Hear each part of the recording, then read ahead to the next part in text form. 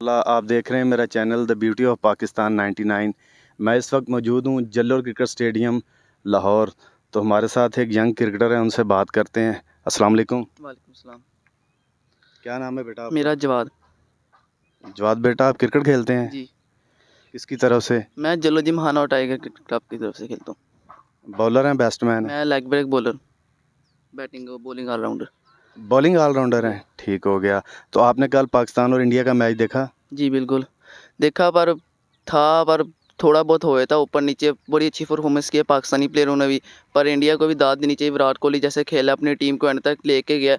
Bad luck थी, बस हार जीत होती रहती है। हार जीत गेम का हिस्सा, जब तक हारेंगे नहीं जब तक जीतेंगे नहीं। बस आगे अल्लाह की मर्जी, आगे मैच इंशाल्लाह देखेंगे। आपने कहाँ देखा, कौन सी ऐसी गलती हुई पाकिस्तान टीम से जिससे मैच हाथों से निकल गया? 100% जीता हुआ मैच हाथों से निकल गया। बॉलिंग में कुछ गलती हुई है, बॉलिंग उन्होंने गलत दिया, पर फिर भी हार जीत एक गेम का हिस्सा है।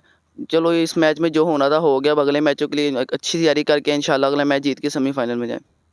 आपका कहने का मकसद है ये कर्ज चुकाएंगे हम? इंशाल्लाह ज़रूर। चलें जी, शुक्रिया जी। अगली वीडियो के लिए इजाज़त दीजिएगा। अल्लाह हाफिज़।